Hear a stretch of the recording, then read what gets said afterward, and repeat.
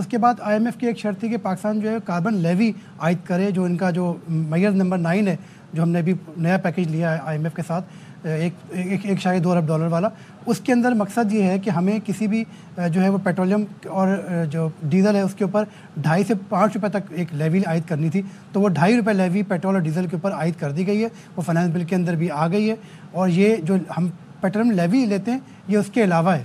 جس کا سادہ الفاظ میں مطلب یہ ہوا کہ قیمتیں کم ہوتی ہیں, زیادہ ہوتی ہیں, پیٹرول تھوڑا سا مہنگا اس کے ریگارڈلیس بھی ہو جائے گا جی, اس سے مہنگا ہو جائے گا بالکل. اور یہ چاہے اور یہ والا مہنگا ہوگا جس کا تعلق عالمی منڈی میں تیل کی قیمتوں میں اتار چڑھاؤ سے نہیں ہوگا. اس کے لیے رقم جمع ہوگی تقریباً 25 ارب روپے, جو کہ پاکستان میں جو الیکٹرک وہیکل کا انفراسٹرکچر ہے, چارجنگ اسٹیشنز ہیں, چھوٹے رکشے اور موٹر سائیکل جو کہ الیکٹرک کرنے, ان کے اوپر جو ہے حکومت سستے قرضے دے گی تاکہ لوگ اپنے جو اس وقت روایتی موٹر سائیکل ہیں ان سے نکل کر EVs پر چلے جائیں, اور کسی حد تک جو ہے جو انفراسٹرکچر ہمیں چارجنگ کا چاہیے جگہ جگہ پر وہ فراہم کیا جائے. اس کے لیے جو چارجنگ اسٹیشنز ہیں وہ فراہم کیے جائیں. جو سولر پینل مقامی طور پر اب تیار کرنے کی حکمت عملی جو ہو رہا ہے, اس میں جو امپورٹ ہے اس کے اوپر 18% GST لگا دیا گیا تاکہ مقامی سولر پینل بنے اور وہ لگایا جائے ہمارے ان چارجنگ لوکل انڈسٹری کو ذرا سپورٹ کرنے کے لیے, پروموٹ کرنے کے لیے. جی بالکل, تاکہ اس میں امپورٹ نہ ہو. تو ایک آپ نے پینشن کے حوالے سے بتا دیا, ایک پیٹرول کے حوالے سے بتا دیا. تنخواہ دار طبقے کے لیے کیا ہوا ہے؟ بہت باتیں کرتے ہیں بڑا ریلیف آئے گا. یہ جو آیا ہے وہ کیا ہے اور اس کو آپ کتنا بڑا یا چھوٹا ریلیف سمجھتے ہیں؟ دیکھیں, جو IMF نے ہمارے جہاں تک ہاتھ باندھے ہوئے تھے اس سے تھوڑا سا حکومت نے اس ہاتھ کو فلیکس کیا ہے. تو وہ جو 5% ایک ٹیکس لگا ہوا تھا, انکم ٹیکس, جو کہ 1 لاکھ روپے کی تنخواہ کے اوپر تھا, وہ کم کر کے اب تجویز 2.5% کی بھی اور 1% کی بھی ہے. جو فائنانس بل ہے اس کے اندر 1% ہے, لیکن جو فائنانس منسٹر نے اپنی تقریر میں کہا ہے وہ 2.5% ہے. دیکھنا اب یہ ہوگا کہ اس میں سے کون سا والا فائنل ہو رہا ہے, تاکہ اسی حساب سے جو ہے جو تنخواہوں کے اندر جہاں تنخواہ 20% تھی اس کو جو ہے وہ کم کیا ہے, 15 کیا ہے, کہیں 15 سے 11 کیا ہے. تو ایک بڑا جو ہے وہ کسی حد تک جہاں فسکل اسپیس تھی اس میں جو ہے انکم ٹیکس تنخواہ دار طبقے کی, کیونکہ پچھلے بجٹ سے دیکھتے ہیں کہ ہر سلیب والا کسی, اور جتنا زیادہ بڑا سلیب ہوتا ہے تو اس پہ زیادہ بڑھتا ہے ٹیکس لگتا ہے. اس دفعہ لگا کوئی نہیں ہے, کوئی نیا ٹیکس تنخواہ دار طبقے پہ. یہ جو رعایت ہوئی اس کے علاوہ جو ہائر سلیب ہے اس میں کچھ نیا ٹیکس لگا ہے اس میں؟ نہیں, نیا ٹیکس نہیں لگا. اس کے ساتھ ساتھ جو بڑا ریلیف ہمیں نظر آتا ہے جو ہماری انڈسٹریز کہہ رہی تھی, جو ہم کل ڈسکس بھی کر رہے تھے, آپ کو یہ دیکھا ہوگا ہماری جو لارج اسکیل مینوفیکچرنگ ہے وہ نیگیٹو اس کے اوپر حکومت نے جو ابھی آج سے پہلے ہماری بجٹ ٹرانسمیشن میں ہارون اسد صاحب سے بات چیت بھی ہو رہی تھی, تقریباً 7,000 ایسے آئٹمز ہیں جو کہ ٹیرف لائنس کے اندر را میٹیریلز ہیں, اس میں ٹیکسٹائل کے بھی ہیں, فارماسیوٹیکل کے بھی ہیں, آٹو انڈسٹریز کے بھی ہیں, ان کے اوپر جو ہے وہ ڈیوٹی 2 سے 5% تک کم ہوئی ہے.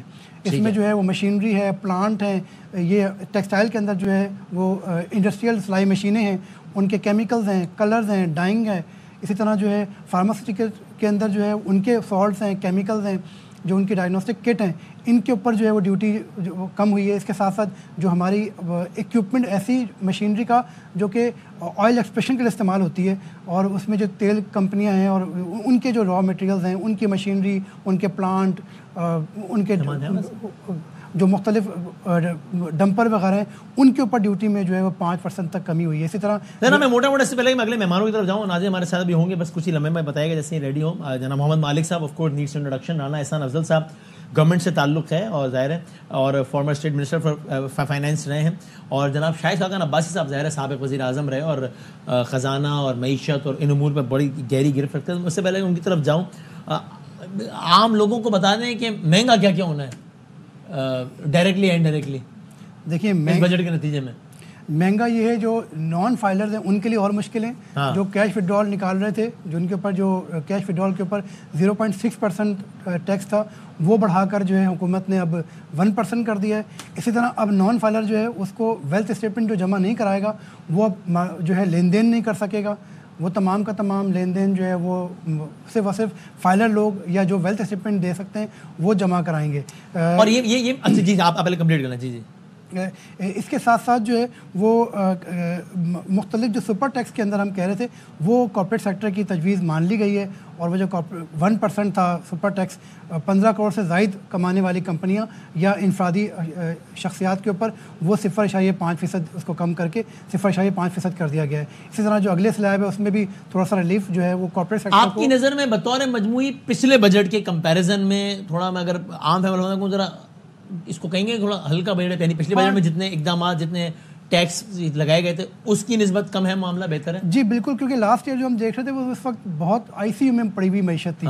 اب یہ ہے کہ کم از کم وارڈ میں ڈیفالٹ کی بات ہونا شروع ہوئی, اب وہ وارڈ کے اندر آ گئے تو کسی حد تک جو ہے وہ اس لحاظ سے بہتر ہے کہ ہم جو ہے وہ کسی حد تک جہاں جہاں فسکل اسپیس ہے اویلیبل اس میں گورنمنٹ نے اپنی طرف سے بھرپور کوشش کی ہے کہ جو وہ کر سکتی ہے وہاں وہاں اس نے جو ہے وہ میئرز لیے ہیں, اور جس میں جو ہے ہم دیکھ رہے ہیں کہ کارپوریٹ سیکٹر کے لیے, فائلر کے لیے, نان فائلر کا فرق جو ہے وہ, تو یہ تمام کے تمام وہ جو ہیں کسی حد تک جو ہے حوصلہ افزائی کریں گے پاکستان میں ڈاکومنٹڈ کرنے کی. اسی طرح جو ہم دیکھ رہے ہیں کہ جو پیٹرول اور ڈیزل آپ کیش پہ لیں گے اس پہ جو ہے وہ 2 روپے اضافی ریٹ ہوگا. اسی طرح اگر آپ جی ایس ٹی کے پے کرنے جا رہے ہیں, جوتا, کپڑا یا فوڈ جو بھی آپ آن کریڈٹ کارڈ اور ڈیبٹ کارڈ خرچ کریں گے, اے ٹی ایم کارڈ, اس کے اوپر جو ہے آپ 18% ٹیکس دیں گے. لیکن اگر آپ یہی چیز شاپنگ کیش پہ کریں گے تو پھر آپ 20% ٹیکس دیں گے. تاکہ حوصلہ شکنی ہو کیش سے ڈیل کرنے کی. بالکل ٹھیک ہے.